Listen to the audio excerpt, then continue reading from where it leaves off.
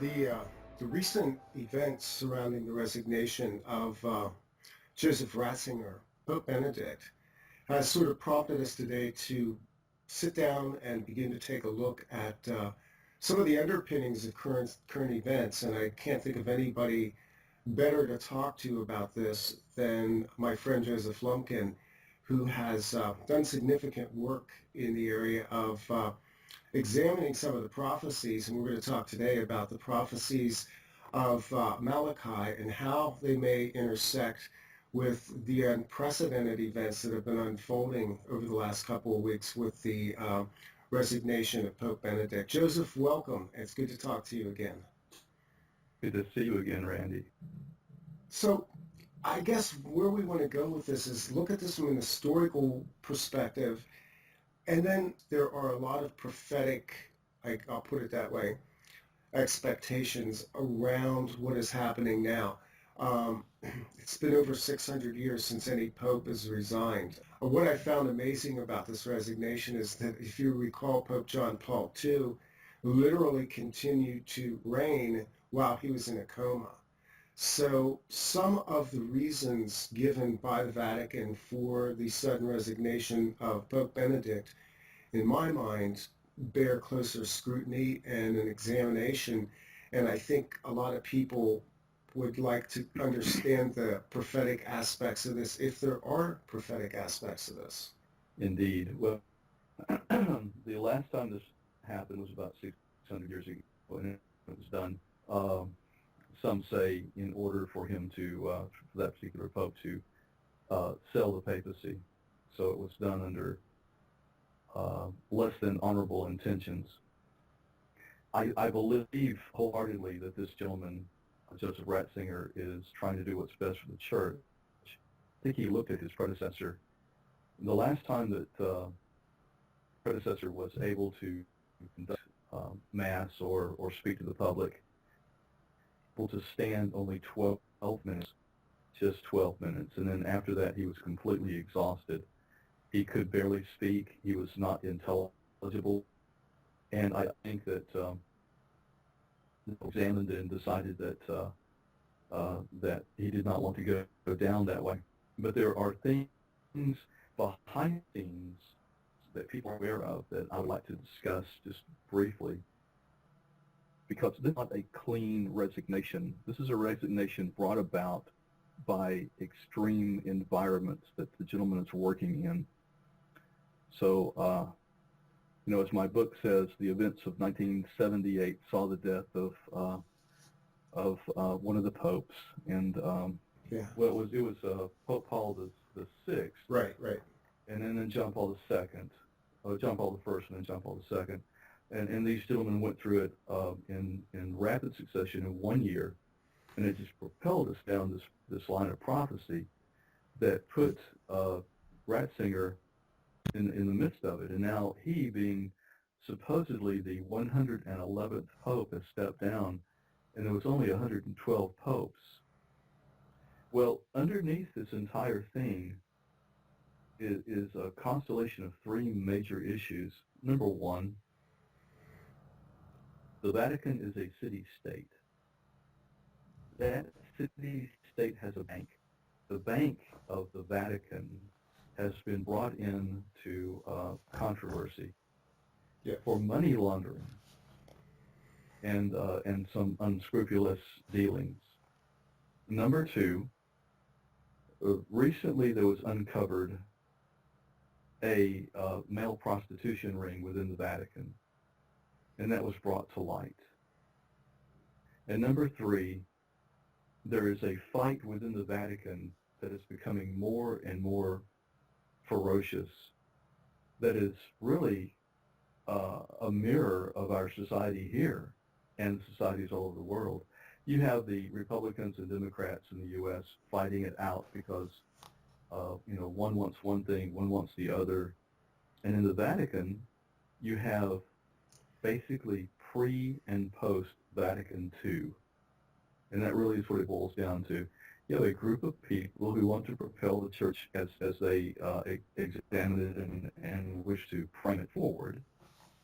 to examine the possibility of popes not being not having to maintain their celibacy, uh, being married.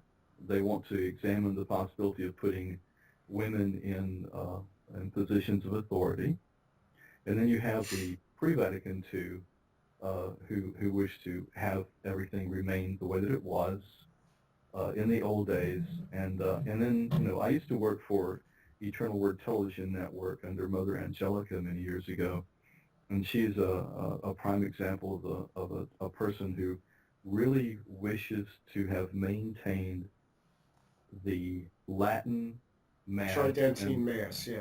yes, in the old ways. Yeah. So we have all of this fighting going on, and we have an aging pope who is tired of it and doesn't know how to deal with it, and it's so infused in the church that I believe with my whole heart that he looked at it and said, "I'm tired. I'm old. I can't deal with this. Maybe we can get someone who can clean house later." Some of the details that have emerged in the last week have been that Joseph Ratzinger will remain in the Vatican, in the Conclave, that he will assume a different name, and that he will basically be available as an advisor to the new Pope, but deferential to the new Pope, obviously. It seems like, looking back over the history of the papacy, there are details in all of this that are sort of unprecedented. We've never really had, in modern times, two living popes, two people who had held the seat at the same time. Generally, it was considered an office until death. And as I said, John Paul II basically was in power at a time when the man was in a coma. So we have an interesting set of circumstances, and some have speculated as well that Ratzinger may in fact be staying in the Vatican as a form of political sanction to avoid prosecution for his part in the Vatican banking scandal, as well as the various pedophile lawsuits that have continued to emerge as well. Yes, it could well be. We have had a series of multiple popes, but nothing that has been particularly sanctioned within the church.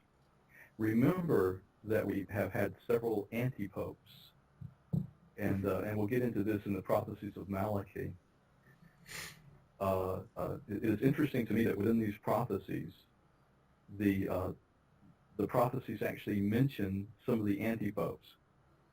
And to clarify, this is a pope that, as the church has split, or the seat has split, because at one time it was both in Rome and in France, then you had popes seizing power, vying for authority, and they were actually claiming two popes at the same time.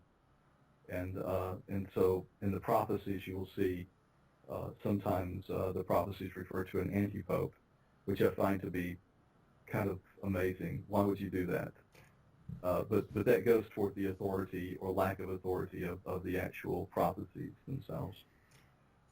Some people have speculated as well the presence of what's called a black pope, who is basically the head of the order known as the Order of Jesus, or the Jesuits.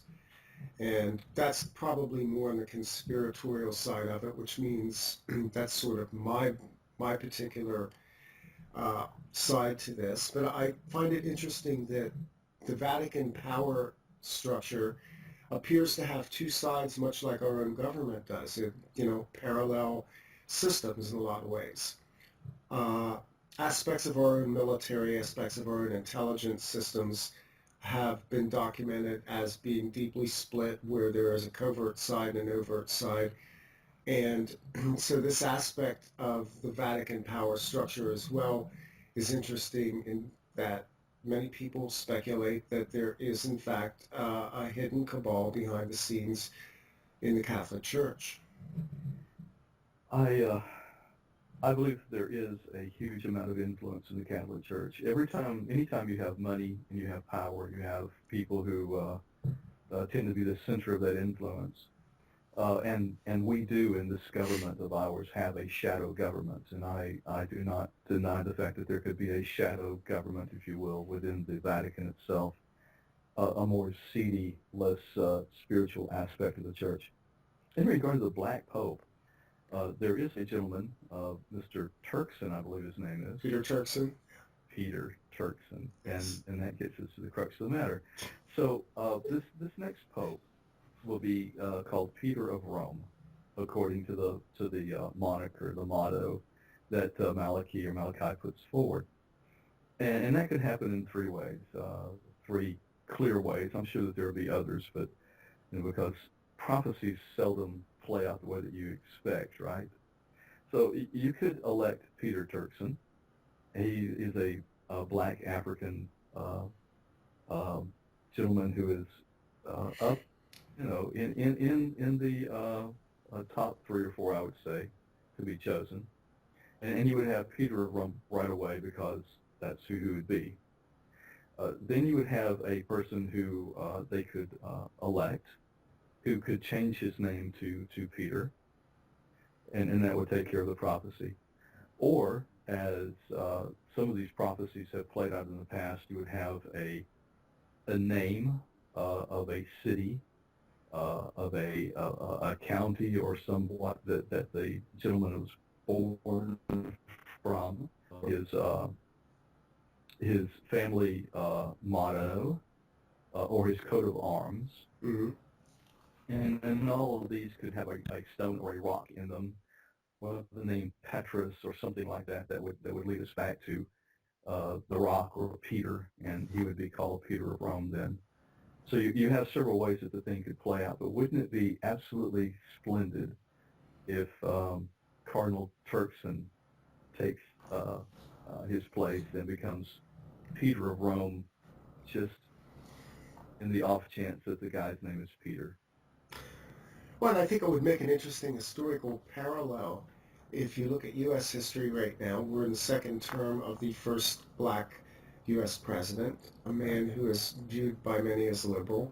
I believe Mr. Turkson is viewed as a liberal person in terms of his politics. His theology tends more towards, almost trending towards what's called liberation theology of the old South American priesthoods that were part of socialism that organized in the priesthood back in the early 20th century. So we have this interesting parallel right now where if Mr. Turkson is nominated, named, and found canonized as Pope, we could have a very interesting parallel. I just find that kind of an historical footnote worth observing if it happens. Absolutely, it would be something else. He does have a very odd way of looking at certain things. When asked about homosexuality, he basically said we don't have that problem in our society here. Talking about his area of Africa, I find that to be probably not true, but it's at least his take on it, because their society is so anti homosexuality that, of course, all that does, I believe, is just drive everything underground, but no one comes out then because they would be killed. Yeah. But in his take of things, he says, we don't permit it, it's not here, and it's not a problem. So it'll be interesting to see how he works things out here in the western part of the world. Maybe what we can do is move into the Malachi prophecy a little bit, what it is, where it came from, its roots, and how it is now projecting itself into our modern consciousness, Joseph. Well, Malachi was born in 1094. He was what we would consider to be a Northern Ireland, he's Northern Irish. At about the age of 7, he was given to Father O'Hagan, and he was that was the beginning of his education. when he was about 25, he was ordained, and he began his ecclesiastical training. And name was changed from an Irish Gaelic Celtic derivative of the name to what we now call Malachy or Malachi. And then he became the abbot of Bangor in 1123. And then he became Archbishop of Connor, I believe, in 1124. And he became the Father Confessor of the prison in 1127. So that brings us up to a point where he has climbed the ladder of the church, and then he starts to get into a little bit of trouble because he kind of isn't prepared for what comes. So he resigns a commission in 1135, and what he really wants to do is to be a metropolitan, or a bishop over the bishops of the area. So he goes to the Pope at that time to make this proposal. And at that particular time, the papacy starts to change. And in 1140, he is there for the papal succession, and I believe that's Innocent II that became Pope at that time, and that's where supposedly the prophecies, the visions occurred. The visions are of 112 popes. They're mottos, and the mottos that he creates have to do with either where they come from, what their name is, what their family coat of arms, or something that happened that was significant in the time of their papacy. Now, there are several caveats here. And I find the prophecies to be less stimulating than what surrounds the prophecies, and I'll get to that in just a moment. But now that's the folklore behind it, okay? That's what we've been told, and then they weren't actually made available until much later. Now, this is where it becomes kind of interesting. In around 1595, a gentleman by the name of Arnold de Whelan, or D-Y-O-N, Wylon or Whelan, supposedly finds these things, and he publishes them. Now, he happens to be very, very close to a pope that's running at the time. And, I should not say that. A gentleman who is running for pope at the time. That would be a better way of putting it. So the speculation is that the prophecies are actually fraudulent, completely fake. And they actually happen to be a propaganda stunt for the Pope, for the gentleman who's running for Pope at the time, who's a friend of Wyand's. And so that gentleman did not get it. But the thing is, the prophecies were written so that it looked like he should be put in, but he wasn't. Now, his name was Simoncelli, or Simoncelli. And Mr. Simoncelli, the prophecy of that particular pope pointed toward him. Now, we also have another problem with the prophecies, that everything prior to about 1580 looked really good. They fit pretty well. They fit remarkably well.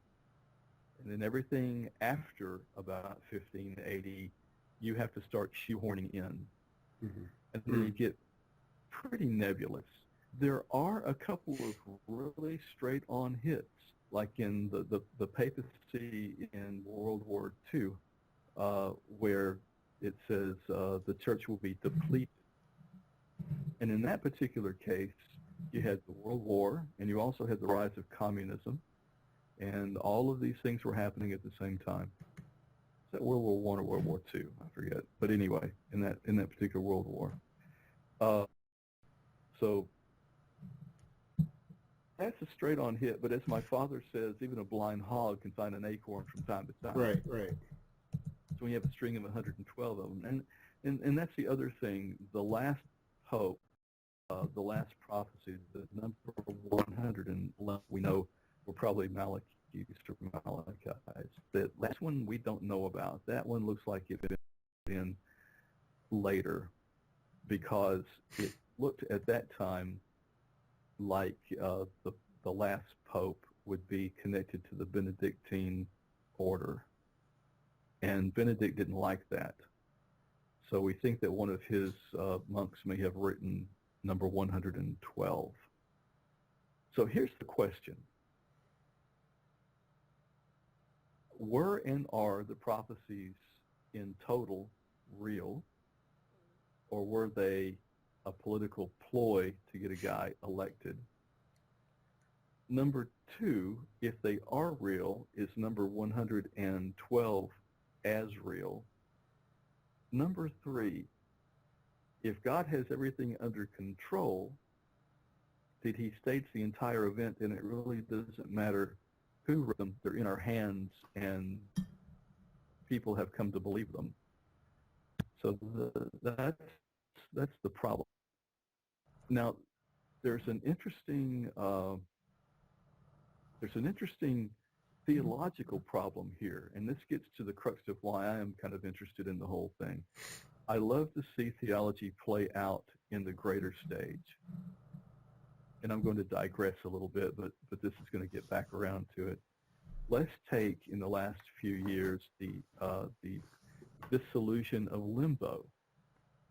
The Catholic Church came out and said they got rid of limbo. Limbo no longer exists. Okay, so when they do something like that, a person like myself who thinks in such odd ways sits back and smiles because here's the reasoning behind this. The Catholic Church believes in that we are born into sin. Right. They believe that baptism washes away that sin. They believe that without the baptism and the washing away of the sin, you go to hell. And that has been the stance of the church for as long as it's existed. Now, if you get rid of limbo, which was put in place because the masses could not tolerate the fact that an innocent child goes to hell just because it has been baptized, then, and limbo is actually considered to be part of hell, but not the burning part. It's just babies hang out there and float and be happy all the time. Now you get rid of limbo, and now you're back to that problem of, well, what happened to that original sin? What happened to those babies that are not baptized? Are you now saying that they can go to heaven? Because that's the conclusion. And if that's the case, then do we really need to be baptized? What happens to you see the logic behind this? Yeah. Okay, so let's jump to Malachi. The last prophecy, the majority of people who believe in this prophecy are fundamentalists. They are waiting for the world to come to an end. They're waiting for the rapture, and I'll get around to that in a moment. But they're waiting for, the great and triumphant judgment. Yeah. Well, we have a problem here. The last prophecy says that in these latter days, Peter of Rome will go through many tribulations. The church will go through many tribulations, and the Peter of Rome will feed the sheep through these tribulations, at the end of which the great and horrible judge will perform his judgment. Now, it doesn't take a theologian to see that we've got a problem here. If you are a trib person, and you believe that the church will not see the Antichrist or the false prophet, and you have bought off on the fact that this last pope will be the false prophet because you're connecting Malachi to Revelation, which that's a lot of what's going on out there right now. Yeah, it is. Yeah. Then you have painted yourself into a theological corner because you are saying that you believe in the prophecy, you believe the sheep will be fed through the tribulation, and you have just shot yourself in the foot or higher because you now have cross purposes. And so you've got to make a decision now. Do you believe in the prophecies, or do you believe that you're a pre-trib person? And so it's giving a lot of people heartburn at this point. They want it both ways because, after all, we want this mess to be over with, right? And we want the return of Jesus, and we want to see all of these things come, and we want all of the other people who are not as much of believers as we are to be punished and sent to hell, and we will be here triumphant to see the Lord's return or to be caught away with him in the air. Yeah. You can't have it both ways. Unfortunately, fundamentalism itself is split into, I would say it's bifurcated, but it's actually kind of trifurcated because you have pre-trib, post-trib, non-trib. Yeah. It's all over the map. It just depends on the interpretations that you hold to mostly the prophecies in Daniel and the book of Revelation. But again, it's interpretive. All of what we're talking about today is interpretive. Yes, it is. There's a book out where the person claims that he predicted the stepping down of the Pope, and the book is selling really, really well. But if you really have followed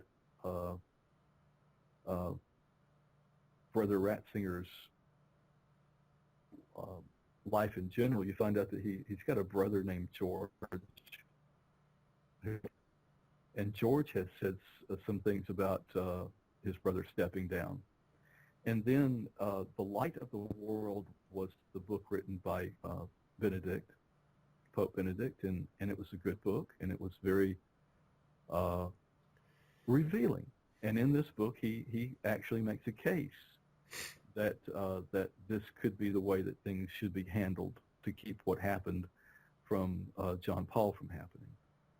And so it doesn't take a great mind to figure out that this could be a possibility. Now, in this book, he says it's going to happen because that's when all the other prophecies come about, and that's when the false prophet will be revealed, and so on and so forth. So he's missed his timeline, and he really did not come out and actually say that the guy would be resigning. He kind of hinted at it because that's the way you do in prophecies, right? You have just enough to where you can deny it or accept it. Wiggles space. It wiggles space, right? So it's kind of funny to see this play out. We've got a lot of people right now that are solid theologians and speakers and all of this that have actually bought off on the prophecies, and they're waiting for things to happen. And of course, my book, Prophecies of Malachy, the soon coming end of days, there it is, cheap advertisement.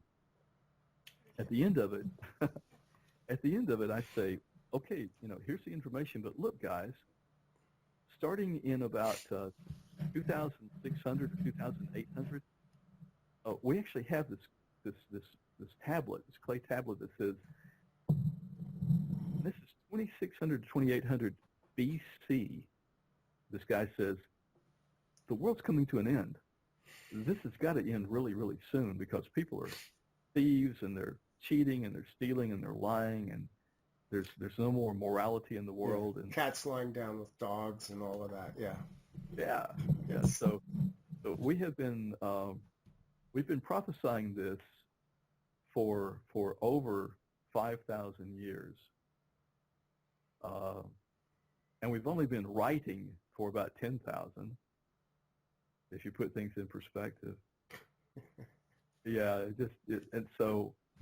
but here's my prophecy. One day somebody will get it right, because if you say this long enough, Eventually, it's going to happen because something will happen. The world will eventually, come to an end. A rock will hit us.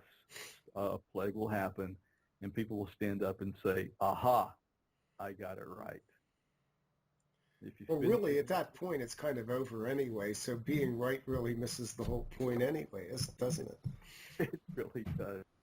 And I question a religion, and I am certainly a Christian, but I question a religion who spends its time waiting to get out of the situation that we were blessed enough to be put into. Yeah.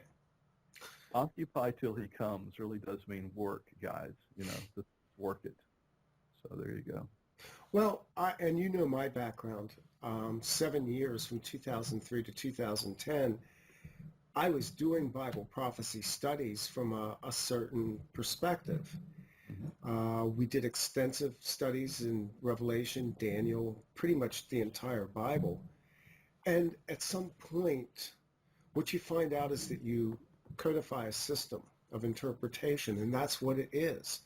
And I became uncomfortable with it because I saw the contrivances that have to occur in order to build a prophetic system. Yes. And, I had my dark night of the soul when I looked at it, and I said, this feels more and more like we're attempting to build something here rather than being authentic to what the words simply say. So let's look at that just a moment under a couple of avenues. First of all, let's look at it biblically. The Bible is not a book.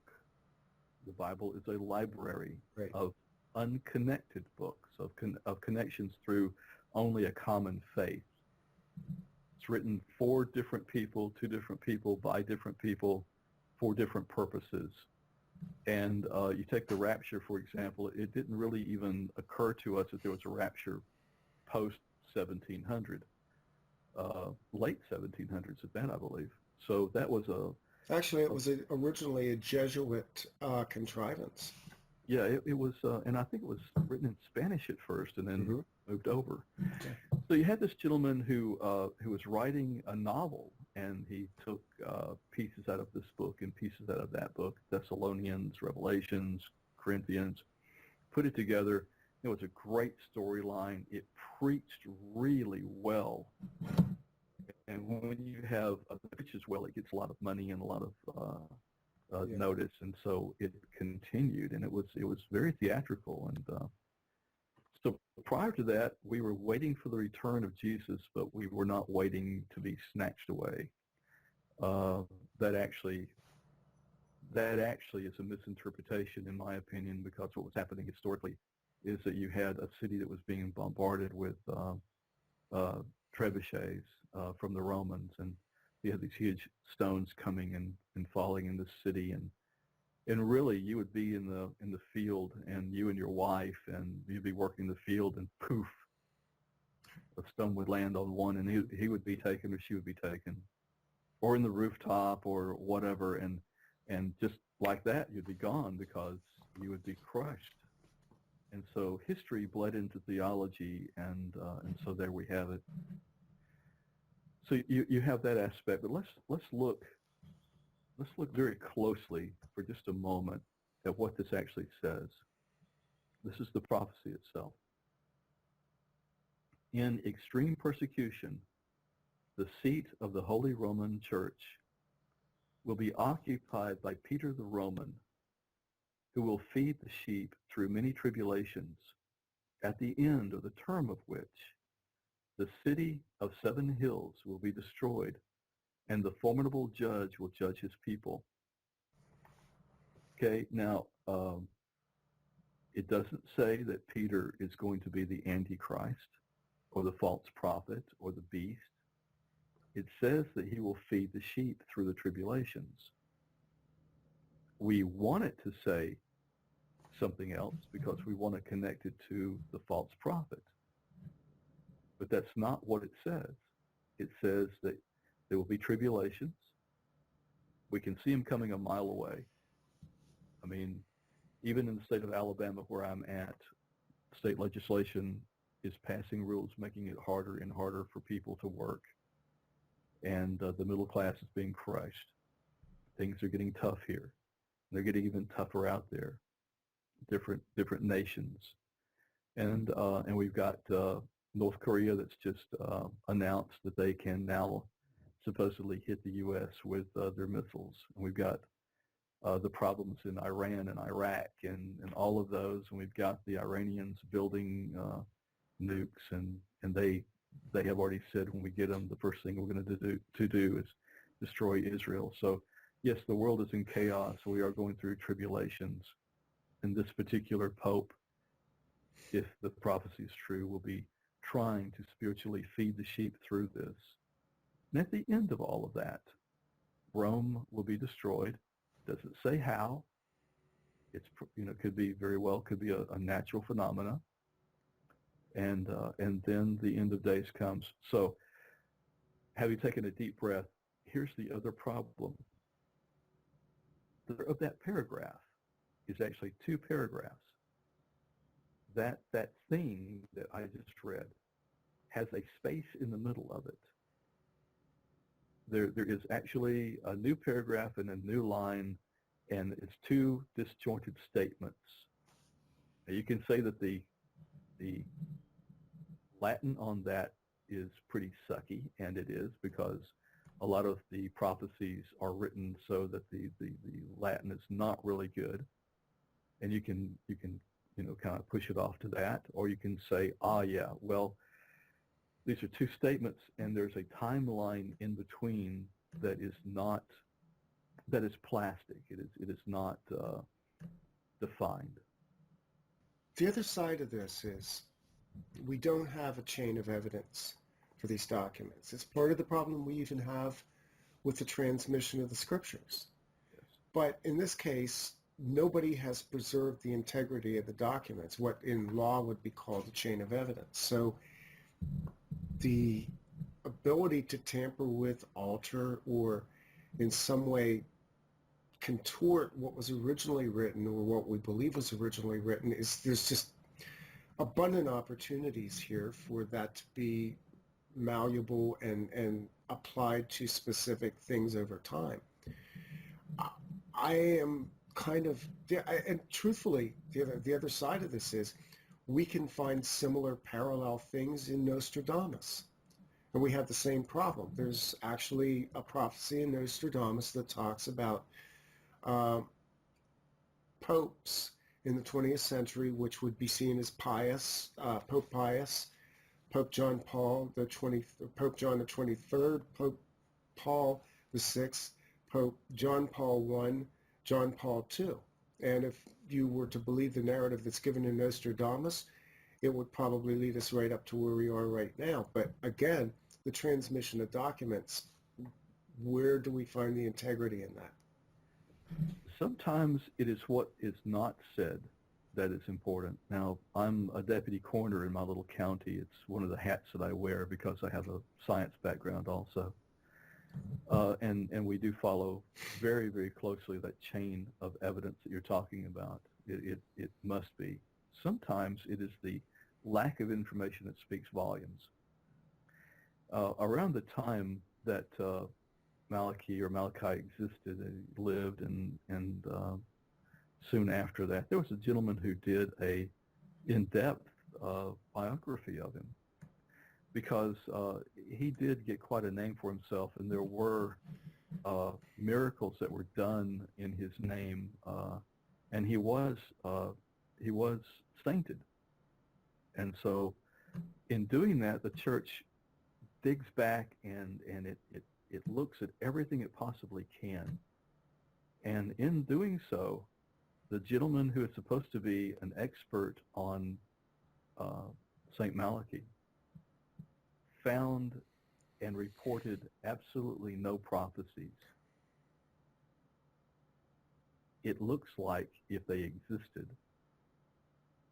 that close to his time period, they would have been found and known about, but they were not. So the chances are this Arnold Wien or Wyan probably fabricated the entire list because the list comes very, very close to another list that was given by another author simply doing research on the popes up until the 1580s.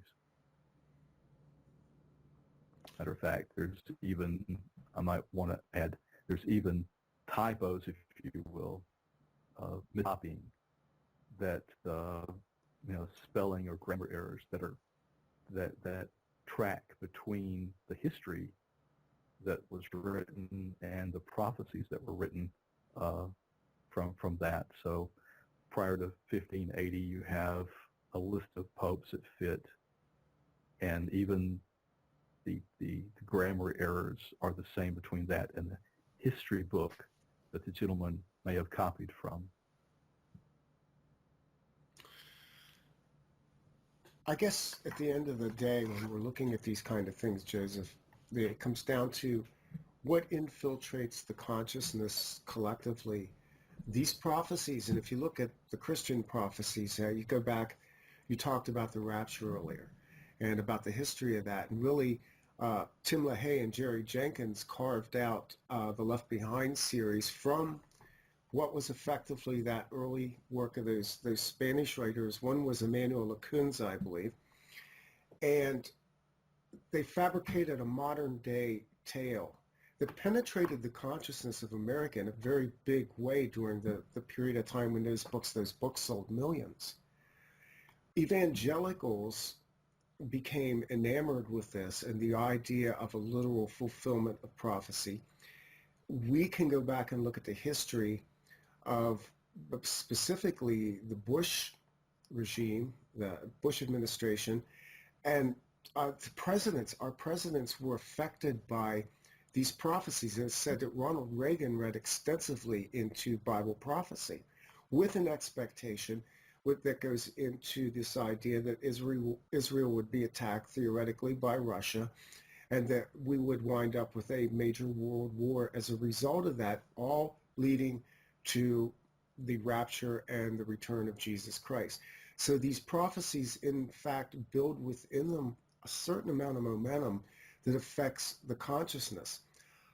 I wonder how much these Malachi prophecies now impact our collective consciousness in terms of what I guess we would call self-fulfilling prophecy regarding this Pope who is about to be brought into power by the convocation, which is going on as we're doing this interview this morning. First, I think you've just touched on something that's just amazing. The Catholic Church has shot itself in the foot, in the heart, everywhere it can shoot itself because they haven't taken care of their problems. They've swept them under the rug. They're not the only ones that have done this. Exactly. And that's something that we need to keep in mind. In the Jehovah's Witness faith, there is a movement called the White Lamb movement. The White Lamb movement is it's not well known. And it is a group of women, a substantially large group of women, who have been molested by the elders of that particular denomination, mm-hmm. who, they have gone to the church has basically said, it's okay, don't worry about it. And they've dismissed them. And so for quite a while, they would buy these small, fluffy little white lambs, and they would leave a lamb, a stuffed little animal, on the doorstep of the church as a sign that an elder in this church has molested me, and they would go away, and because there's only a couple of things they can do. They can go to court about it, or they can forget about it and try to move on, which is very difficult to do if nobody says it's true and I'm sorry. So I know that's a digression from what we're talking about, but it needs to be said that I'm not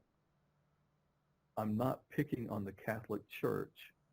I'm picking on churches in general. Opportunity religious hater in that aspect, because power has corrupted so deeply. We want in our consciousness to see something happen within the church, because it's defiled. We want in our collective consciousness to see something happen that will put the world back on track, because we have become powerless and the world has become defiled. Our leaders have done nothing more or less to us economically and emotionally than the Catholic Church has done through pedophilia and the Jehovah's Witnesses have done through their white lamb problem. And they're not the only ones. In our collective consciousness, we propel ourselves down the road toward cleansing. And sometimes in our collective consciousness, we believe that it is so far out of our control that you just blow it up and begin again. And that really is what's happening. So we await with bated breath the end of this whole thing, sadly enough, brought about by religion itself. And that is quite a dichotomy, that we would wish for everything to be destroyed and for God to judge and cleanse and begin again, partly because of the religion that taught us that in the first place. Mm-hmm. It appears as though the system of religion has failed us because it has made us disempowered from dealing with our own issues individually and collectively. The church, if you can call it that, and all churches under that umbrella have failed to allow the individual believer to deal with their own issues. In other words, repentance, the idea of being made whole, of understanding what real healing is from a spiritual standpoint. Instead, what they became were institutions of money and power, hence they became abusive. But at the end of the day, the institutions themselves will never be healed by themselves. It will come as forces outside of themselves begin to either move away from them and form what you would call separatist movements, or we begin to see a coalescence within the organizations of people who are healers. And it's no different with our churches than with our institutions of government, with our social institutions and the decay that's going on there as well.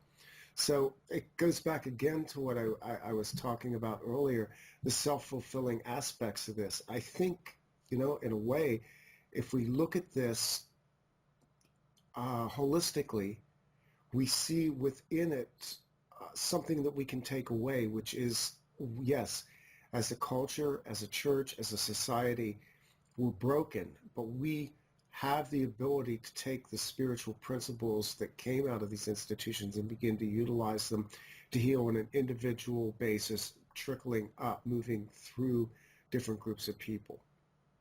Would you agree with that? I would, yes.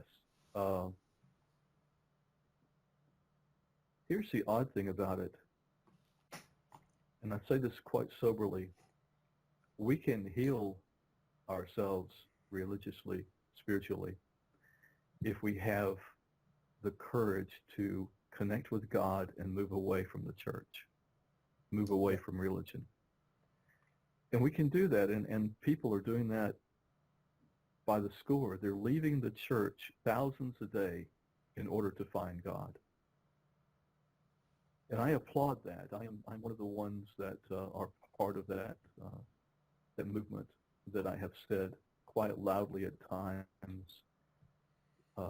this is no longer feasible. It's no longer livable. It's no longer. It is so morose and so spoiled that it can't be fixed. But it doesn't need to be fixed. It was an artificial it was a man-made and artificial problem to begin with, and that's the thing that we have to get around to. The church as we know it today is artificial, it is man-made, and it serves no purpose except to sustain itself. Realize that and move away from it. I'm not saying move away from God. I'm actually saying if you get close enough to him, you won't need the rest of the people telling you how to get to him. Now, honestly, that's the easy part. The hard part in this whole thing is moving away from the nation that you're attached to. How did the people in Cambodia, what chance did they have to leave Cambodia and get out of the killing fields?